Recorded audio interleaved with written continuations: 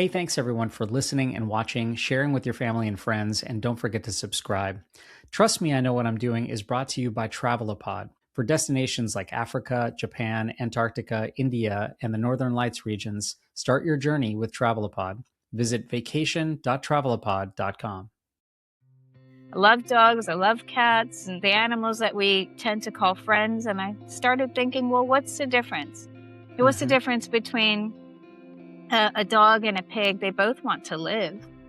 Who am I to rank one as worthy of life and rank the other as mere few seconds of taste on my tongue? With a lot of plant-based food and synthetic leather and cruelty-free testing and cosmetics, how do you see the compassion economy blossoming now, almost side by side in parallel with what PETA is doing? So if I stop eating meat, I can help animals. If I stop consuming dairy, then I'm not contributing to calves being taken away from their mothers so that we can steal the milk that was meant for them. Okay, so leather is a co-product of the slaughter industry. I can look on the PETA website and see which cosmetics are not tested on animals. And it really has been step by step like that, learning about the issues, learning about what more I can do. Hi, I'm Poorva Joshipura, and I'm the president of PETA International, and this is Trust Me, I Know What I'm Doing. Yeah. My name is Abhay and I share conversations with talented and interesting individuals linked to the global Indian and South Asian community. It's informal and informative, adding insights to our evolving cultural expressions, where each person can proudly say, "Trust me, I know what I'm doing."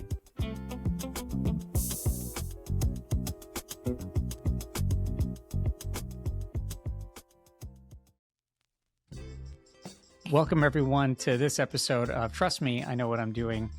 It's a deep and important exercise, but I truly love thinking about our own place in the world and appreciate how some movements address human solutions that potentially help unlock so many other direct and even indirect problems that, in a way, we have actually created. And so I'm certainly excited to share a conversation with Poorva Joshipura.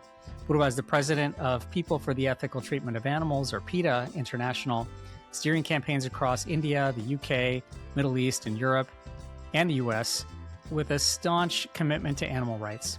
She's the author of 2 books, For a Moment of Taste and Survival at Stake, connecting our food choices and global crises to compassion for all species. I'm so thrilled to share a conversation with her as we can all do better to meet all of today's urgent fights for animals, for our collective health, and of course for the planet. Poorva, welcome to Trust Me, I Know What I'm Doing. Thanks so much for joining us. Thanks so much for having me.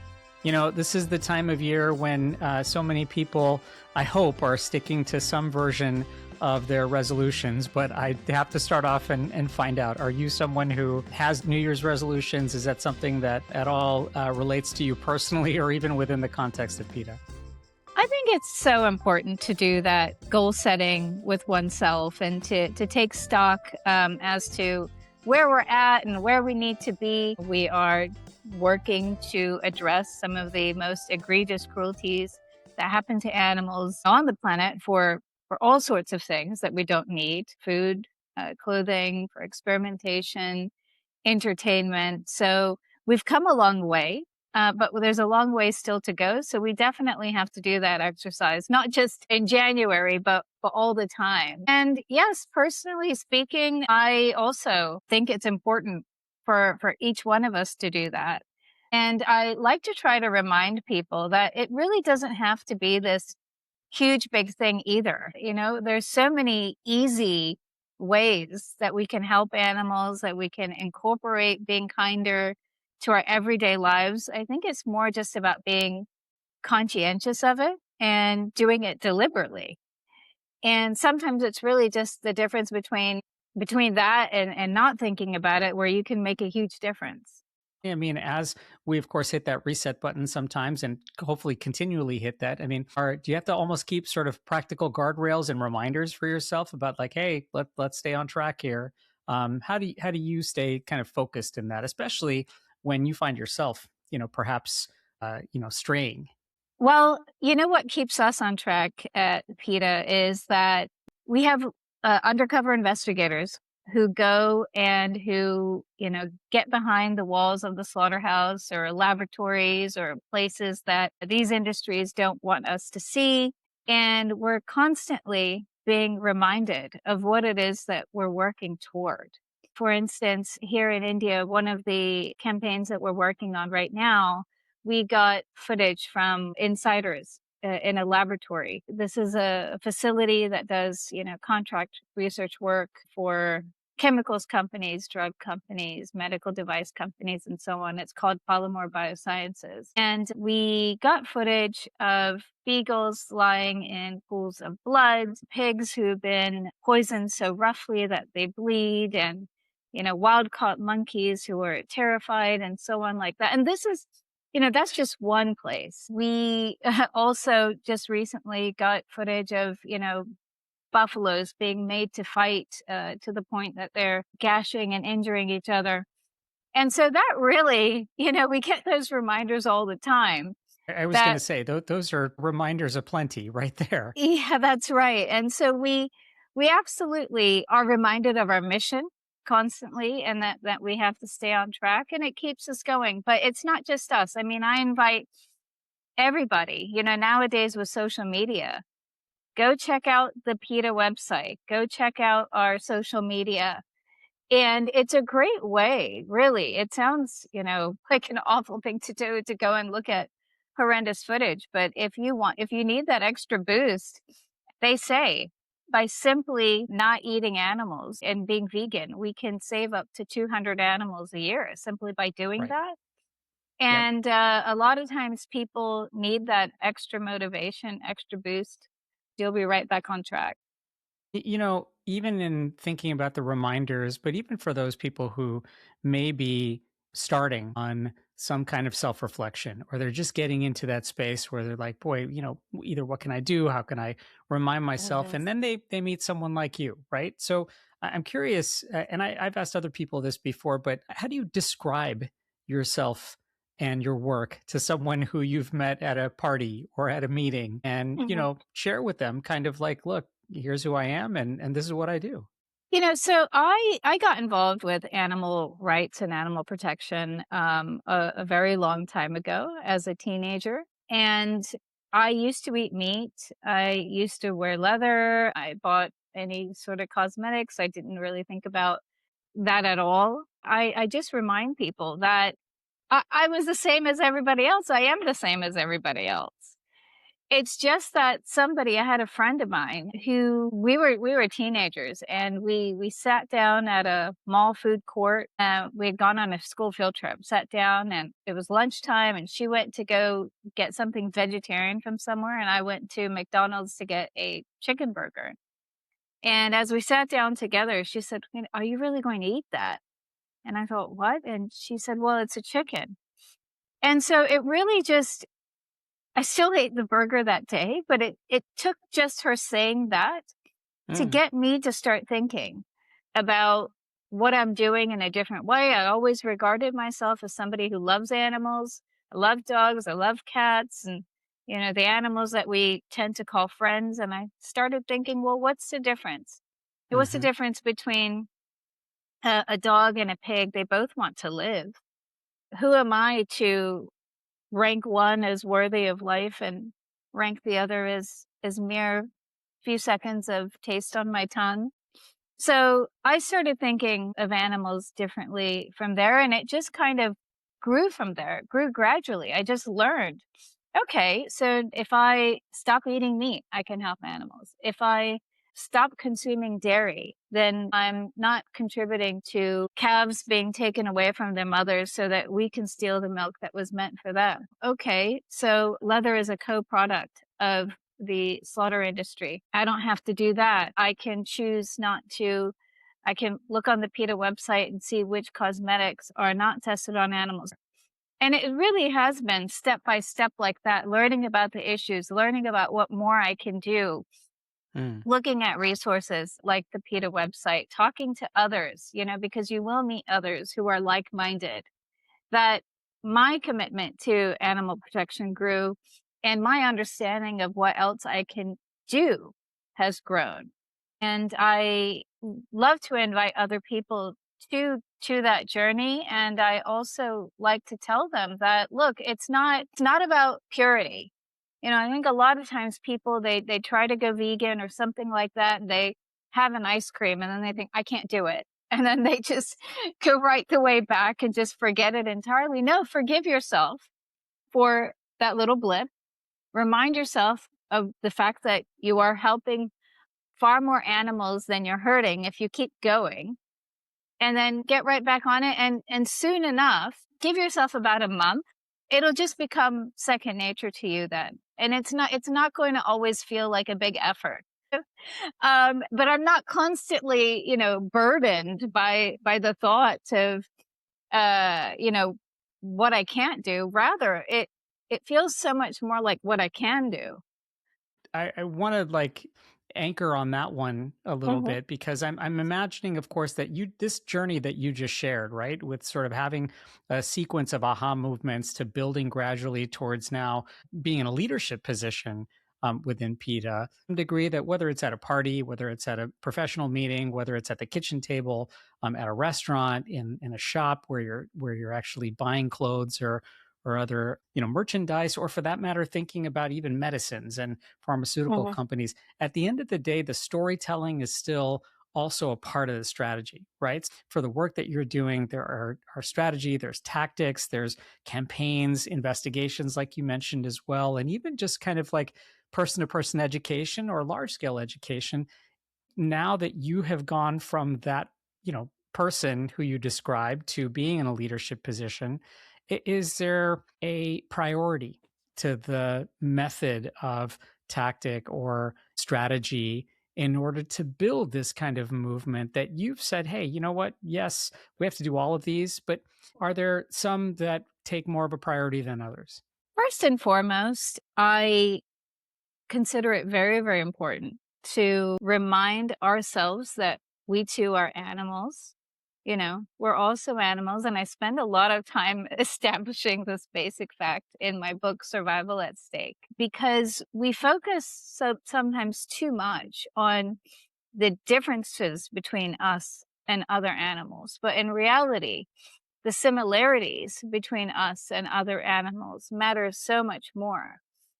They may come in a different external package. Maybe they have scaly skin or they have feathers or four legs. But if you look into their eyes, you will see that there's another person there, somebody else who has feelings and somebody else who wants to live.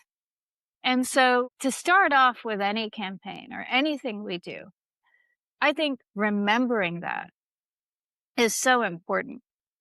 And so I like to establish the similarities between us and other animals to help people understand how cows and buffaloes are such fierce protective mothers, or how chickens are now regarded as intelligent as the dogs and cats who we share our homes with, or even comparable to primates, or how pigs can also learn their names just like dogs and they like to play, or fish like to play, fish have friends, and also how the way that we treat them affects us in so many ways. For instance, meat production and it's linked to the climate catastrophe, or how leather production is one of the most polluting fashion industries in the world, and this sort of thing. It no longer becomes a surprise as to why there's a link between how we treat them and our own experience of the world. Hi, friends. You may have visited Italy and seen all the highlights, but exploring Europe or Asia for a more immersive vacation is where the details truly matter. That's why so many trust Travelopod for personalized custom experiences. From small group travel to complex planning for any destination, the pros at Travelopod can help make your trip seamless, affordable, and unforgettable. With thousands of 5-star ratings and stress-free booking and support, Travelopod is your trusted partner for unforgettable experiences around the world. Visit vacation.travelopod.com. I wonder if it somehow then becomes a matter of, no matter which tactic or strategy is used, to really forming that kind of connection of making that aha moment realized or actuated. And in your book, Survival at Stake, it seems like there's a really thoughtful effort to connect all those dots between so many touch points related back to speciesism and animal protection and how it's an accelerator maybe to combat all those issues, right? I mean, connecting all those dots. But in an era where it's just so hard to build trust, particularly with everything that's out there, what's the hook or what's the maybe surprise that you've found in that hook for newcomers to the world of animal protection and PETA? Well, I think what's happening in the world of animal protection is that what we do to animals is so normalized in society. If you wake up in the morning, you may eat an animal. You may brush your teeth with a toothpaste that was tested on animals. You may wear clothing. You may put on some shoes that are made of animal skin. Later on, you may watch a movie where an animal actor was used or something like that. So it's so normalized that once we start helping people unlearn all of that, and these industries, they work so very hard to try to hide what they do from the public. It's not easy. You can't just walk. You can walk onto an apple farm, but you can't just walk into a slaughterhouse. Right. You know, Right. Yeah. and So true.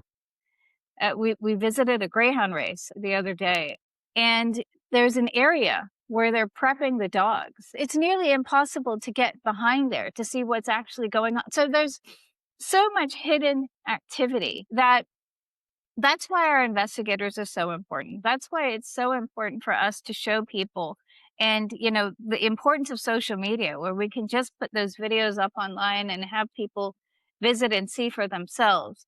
And that's really what getting that real truth out there is helping people see and really opening people's eyes.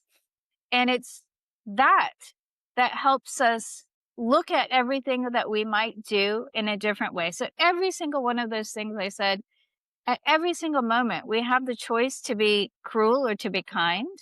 And so we start to think, well, no, when I wake up, I don't have to eat bacon made of a pig. Instead, maybe I can eat a vegan bacon, which also exists in the world. Or I can have the shoes that look just as great, but they can be made of vegan leather instead, perhaps. Are all of these touch points here, and whether it's an investigative finding or even that kind of aha moment that you may have if you're eating a chicken sandwich, are those the kinds of unlearnings that even you had to go through and therefore leads to a general empathy, not only the empathy that it takes to really espouse, and combat speciesism, but also the empathy of what it's like to say, hey, you know what, I've been in that spot where I'm not thinking about these things. And, I Yeah. need to shine some light on this so that others more and more will start thinking about some of these things. Is empathy sort of like a real central driver here?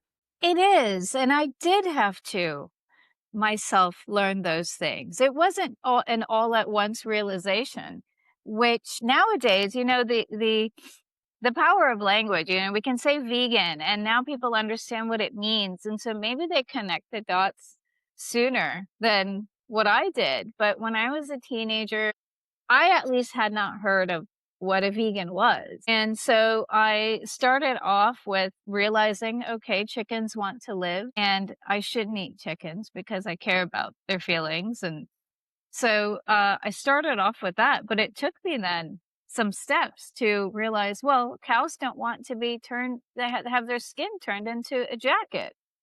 The cruelty to animals and the use of animals is so common around us that it takes us a minute to even recognize these as products of cruelty. And then to take that little extra step to change your habits so that you are no longer contributing to that cruelty.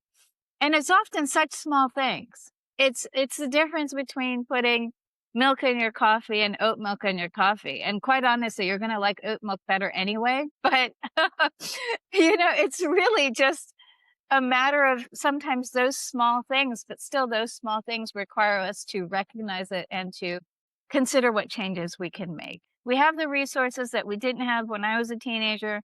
People can now look on the PETA India website, and it's easy to see, which cosmetics are not tested on animals, shopping tips. Nowadays, we have all sorts of vegan meats, vegan eggs, vegan ice creams, vegan cheeses. We don't have to sacrifice on anything. We don't have to sacrifice on taste, on fashion, on anything these So days. I want to put this in the context of me for a second, okay? Because I've been thinking about this for a little bit in kind of anticipation of our conversation. And, like many, I'm a vegetarian. I gave up eating meat many, many years ago when I was taking call in the hospital. And I was just having BLTs and burgers and things like that. And Okay. for lack of a better way of putting it, I was just grossed out. And I probably had very much of the same kind of process that you went through. I typically don't eat eggs. I don't buy leather or, have any animal fashion products, but I do drink milk. I mean, for someone like me, and others out there who may be like me, right? I'm thinking, at least in hearing you, that we have allyship here, and there's a lot that I'm doing that I can always still be conscious of. And then I hear some of the things that you're just saying, and I almost have to prevent myself from being so angry at all the, monstrosities and atrocities that are going on out there. What advice do you have for someone like me who's in the state that I am, where I'm doing a lot, but then at the same time, I really, really have to suppress this kind of anger and just really shame and even guilt of what goes on out there, but at the same time live my life? I consider anger a healthy thing. Anger is what gets me going, Anger is something I don't like, but sure, okay. Well, it's a healthy anger, isn't it? I am angry about what we do to animals. I am upset about it, and it is wrong, and we should be horrified. And it's about then taking those feelings and doing something about it. And it's so important to do that. Again, it doesn't have to be these huge, big things. I mean, it can be incorporating these values into one's life. Perhaps someone listening is a teacher. They can take lessons of kindness to animals in their classroom. Doctors can advise their patients about healthier ways of eating or making simple choices when we go shopping.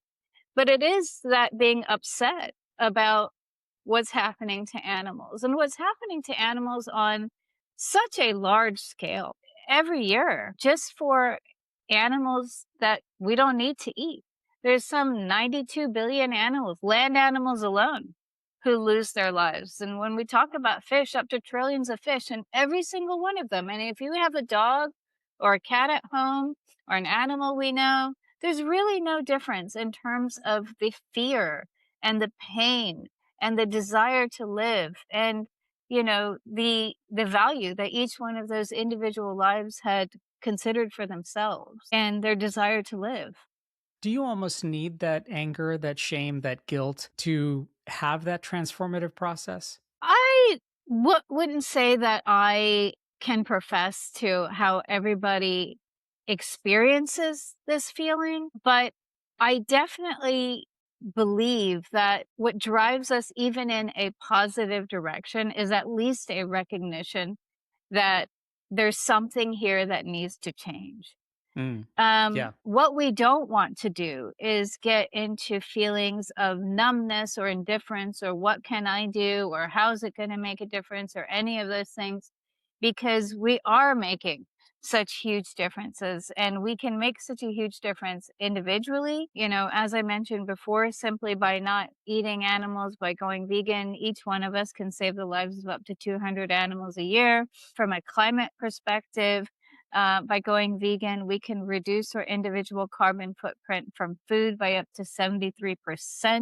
And collectively, we're making such huge changes in the world of animals today. There was a time where all cosmetics around the world were tested on animals. Now there's thousands and thousands of companies that don't do that. There was a time that you can walk down the street in New York or, wherever, and London, and you would see so much fur people wore fur as if it was just nothing. Now it's so weird if you see somebody wearing a fur coat. Yeah, the You know, consciousness and the ability for people to be quite aware of that, I think you're right, has made so much terrific change, and yet still a lot of work to do there yes. too.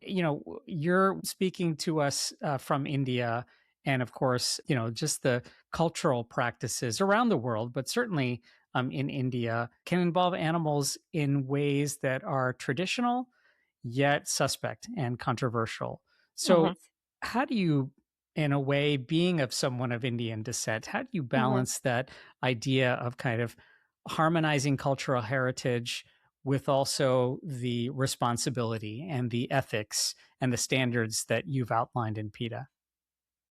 I'll talk about our work here to get elephants out of temples because it's a great example.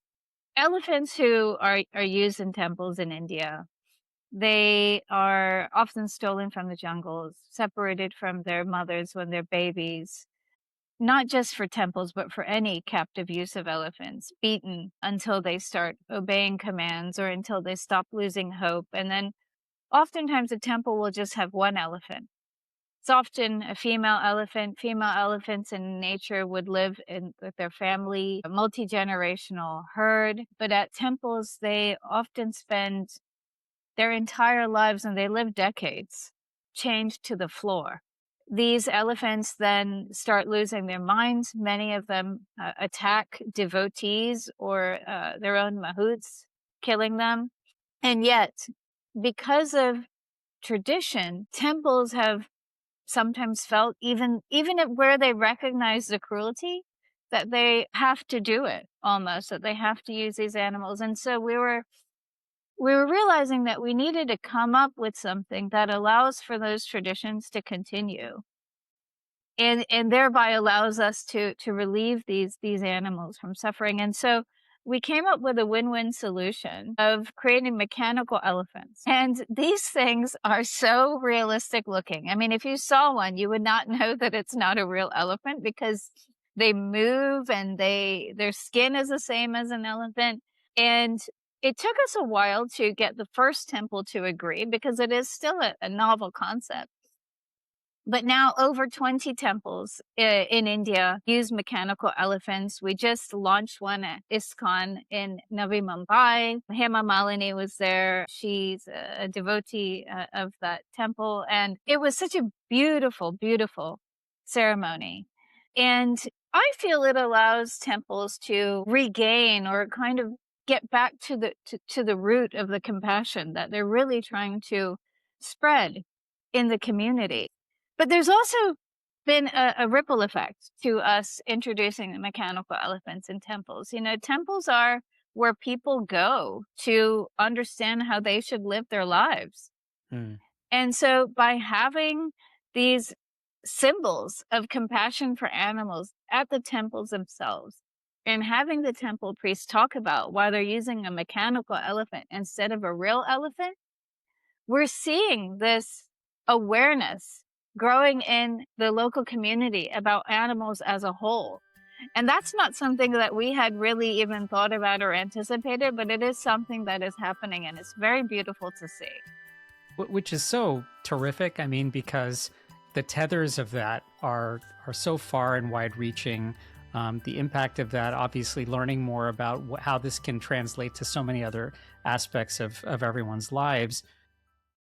Hi, I'm Abhay and if you have an animal in your life that you love, then I want to introduce you to the Timberdog Rough Rest, the only dog bed you'll ever need. The patented Rough Rest is compact and light with over 14 travel features, comes in 3 sizes, and has everything from storage for essentials to a built-in sleeping bag. The New York Times Wirecutter calls it a versatile, portable dog bed with lots of extras for traveling or camping. Go to Timberdog.com to explore Rough Rest, the only dog bed you'll ever need. And you mentioned that word compassion, right? I mean, there is compassion when it comes to having those aha moments in a cultural setting or in a religious setting or in a social setting. But then there's also the economic setting. And I know that we've talked already about this with a lot of plant-based food and synthetic leather and cruelty-free testing and cosmetics. How do you see the compassion economy particularly blossoming now, where, especially Indian and diaspora led brands and companies are really making, terrific contributions to this. Is there a role Yeah. that the compassion economy plays, therefore, with and aligns almost side by side in parallel with what PETA is doing? Yes, yes, of course. Business and making money, this is not inherently a bad thing at all. Businesses are increasingly reacting to people's desire and demand to have products and to have services which ensure kindness to animals, protection of the planet, things, values that they care about. India is and can increasingly lead the way in this vegan economy, not just nationally, but around the world. There's so many edible plants, for example, in India. So many of the vegan meats and the vegan cheeses and so on are made from plants which grow in abundance in India. So many of the vegan fashions, there's a vegan wool in India, which is made from a plant which grows in abundance here. I know that it has really, for instance, helped jackfruit farmers in Tamil Nadu and Kerala because jackfruit is considered a good option instead of meat in dishes and so on. So, I will vouch for being very tasty. Yes. yeah. So there's so much that can be done. And so say, for example, McDonald's. We take a look at McDonald's in India or places like Burger King and KFC and so on. They realize that so many people in India want foods that are not made of animals. And so what have they done? They've responded to that demand. So businesses also will change their practices if they are told by enough people that that is what they want. Yeah. It's the consumer driven feedback that's always taking things to hopefully message back to those companies and therefore, so much commercial appeal.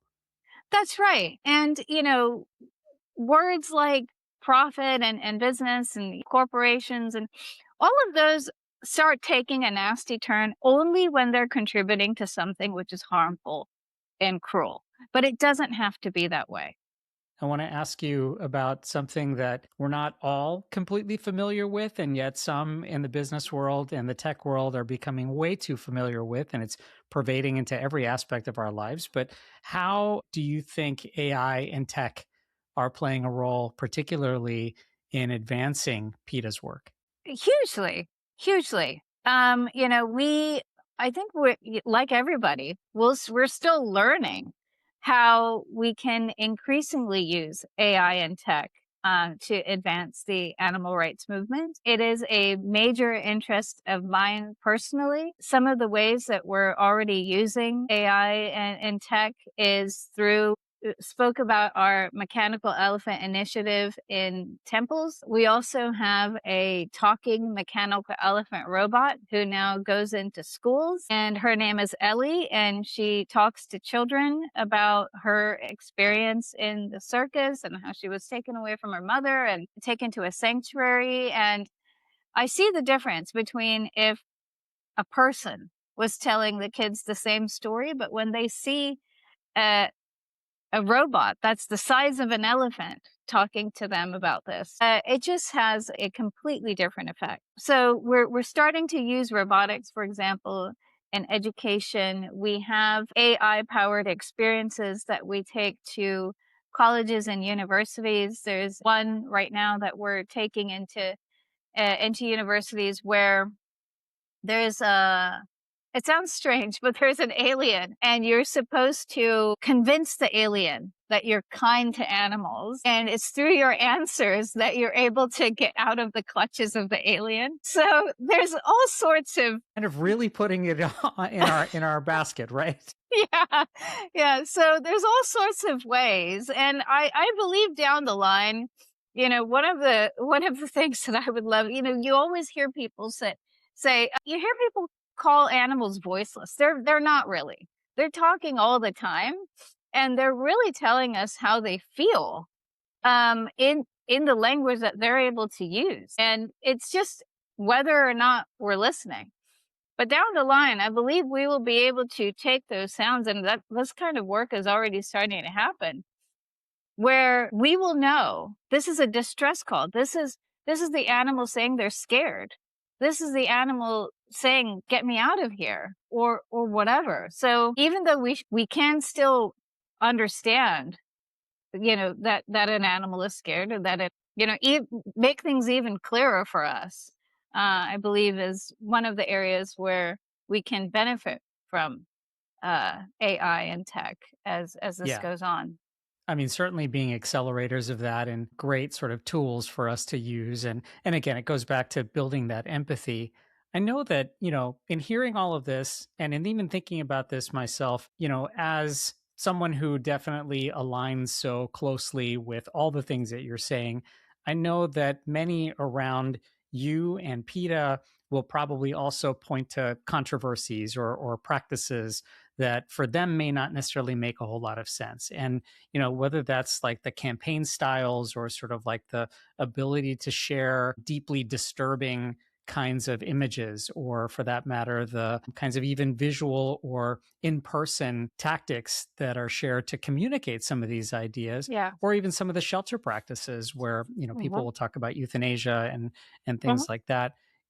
While you distinguish good faith sort of feedback, but also separate out what is just frank disinformation, where do you think PETA can grow now in thinking about sort of like the responses of people who may have very, very good intentions and want to listen more? Where do you think PETA can grow now based on some of that feedback? And maybe how does your leadership help to bridge some of those gaps where people might have some of those misgivings about some of the things that PETA does? Well, let me start by explaining why PETA does some of the things that we do. Because once people understand that, they're able to understand a lot better why PETA is the way that we are. So unlike the industries that PETA goes after for their cruelty to animals, we don't have a massive advertising budget. Say, for example, a McDonald's will spend billions in advertising. It is too dangerous for us to not be seen and not be noticed, because then it's the difference between people learning about cruelty to animals and learning about what they can do and not learning about it at all. So that's why you'll see some of the colorful campaigns from PETA. That's why you'll see things like, "I'd rather go naked than wear fur." It's not that people necessarily enjoy putting themselves into situations which are normally societally uncomfortable, being out on the street without any clothes on or something like that. But they know that, okay, if I do this, it's going to get attention on the minks that are, running around. They've gone so crazy, they're running around in circles in a cage on a mink farm. People learning about that versus not learning about that at all. So a lot of the controversial or the stunt-like work that PETA does, it's simply to get attention to issues which would otherwise go unnoticed and unheard of. And we cannot afford that when we're being spokespeople for animals. So that's really what it is. But it's well understood that not every form of messaging is for everybody. And that's why we also use things like, for instance, celebrity volunteers. Maybe it's if Joaquin Phoenix says something, maybe that'll appeal to somebody. Of course it will, to a lot of people. And so we do try to use different tactics, both in your face as well as those that are a lot more softer. We use humor. We've even created, video games, where people can play and be kind to animals that may appeal to certain populations. And increasingly, I believe people are coming to an understanding of why we use the tactics we use. And we see so many other campaigning organizations and advocacy groups now starting to adopt those tactics too. Let me ask you sort of a side question to that. I mean, should euthanized animals be used for medical research? Well, when you say euthanize animals, you mean if they've been euthanized for, I suppose it depends on what you mean. Not euthanize for the purpose of. No, euthanized Yeah. animals who've been in a shelter, they're now helping to kind of control animal population in Mm. a safe and effective way, in a humane way. Should those animals be then, should Mhm. their contributions as animal species make their way towards scientific research?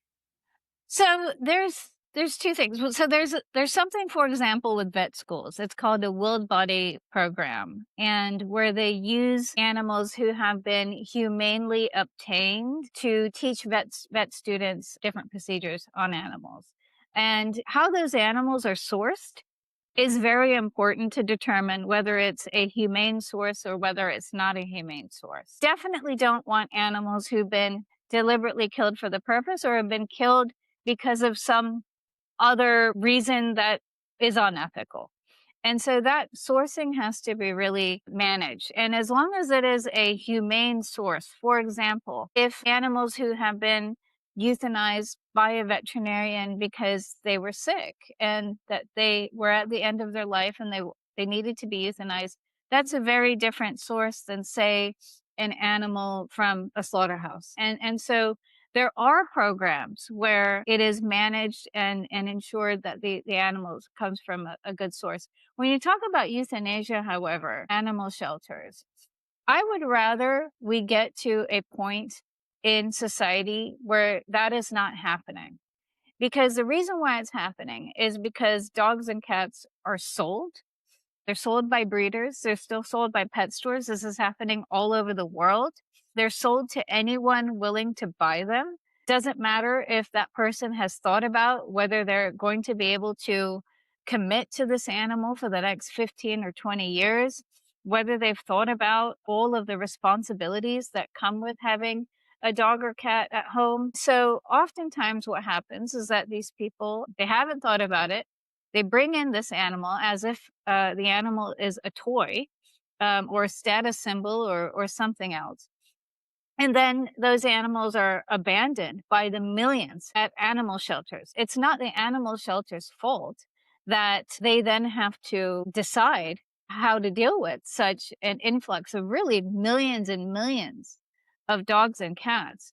I'd rather get back to the source and address the sale of those animals, the breeding of those animals, and ensure that there's a growing awareness in society as to what it means if you're going to welcome a dog or cat into your home, what that entails, and to make sure that you're ready for that responsibility. And if you are ready to go to an animal shelter and rescue a dog or cat in need instead of contributing to the population of the animals who end up at shelters. I hear all of this and I think about even the beginning of this conversation of incremental change and the way that you can find solutions back at the tech level or with AI. And by the way, I do believe that AI and tech can create great animal models to contribute to scientific research so that, They already perhaps do. yeah, They already so do. hopefully that's not a Mhm. thing of the past. But when you think about the activism that's involved here, I mean, it's so energizing. But I know it can also be a very lonely and kind of emotionally draining place because again, you're sort of steeped with unearthing. You're trying to, motivate and actualize such important empathy and get to a place where we can hopefully live in a animal cruelty free world, and yet you also are steeped in a reality where there is cruelty going on, and that can be so draining. And so Mhm. when you're constantly sort of with this tug of so many different emotions, how do you stay optimistic with all of this? What keeps you kind of energized and keeping that sort of optimism lens on things, not only just for of course yourself, but really for your teams? It would feel so much worse if I knew this cruelty was going on and I was doing absolutely nothing to stop it. What keeps me going is knowing how much of a difference we're making. We talked about fur and how once upon a time fur was all over the streets and now hardly anyone wears it. But nowadays, hundreds of fashion companies have stopped selling Angora wool. Angora wool, for instance, is fur which is ripped off of a rabbit's body while they're alive, while they're, kicking and screaming. This fur is ripped off of their bodies. There's been hundreds of fashion companies that have stopped selling cashmere, which is hair that's ripped off of a goat. So the awareness, it's not just once upon a time people knew fur was bad. Now people understand about leather. They understand about cashmere. They understand about wool. They understand about feathers and so on. The consciousness is growing in society. We're doing better and better. There's a lot to go, but we're doing better and better. Around the world, countries, including countries that were traditionally where bullfighting was performed and so on. You have countries around the world which are banning those types of spectacles, banning the use of animals in circuses. There's so much progress that has been made, and it's very important for us to remember that and to take stock of that, because that is really, the reminder of that is what's going to keep us going and what's going to keep us going to make more and more progress for animals. So I would find it far more lonely and horrible if I just sat with all of this knowledge and just kept it and didn't do anything about it. Well, we're also grateful that not only you are doing something about it, but you're activating and organizing and inspiring so many others to do the same. Poorva, thank you so much for joining us today. It was really a treat to catch up with you, and I hope we can catch up again down the road. That would be wonderful. Thanks for having me again. Thanks so much, and I encourage you to go to PETA.org or PETAindia.com to learn more. Big shout out this week to previous guest Neil Katyal for always bringing his constitutional A game, to Paul McCartney for being one of my favorite vegans of all time and for starting Meat-Free Mondays, and to Kashi, the inspiration behind Rough Rest by Timberdog. Don't forget to subscribe and share this with your family and friends. And please be safe, be smart, and be kind. Till next time, I'm Abhay and Poorva.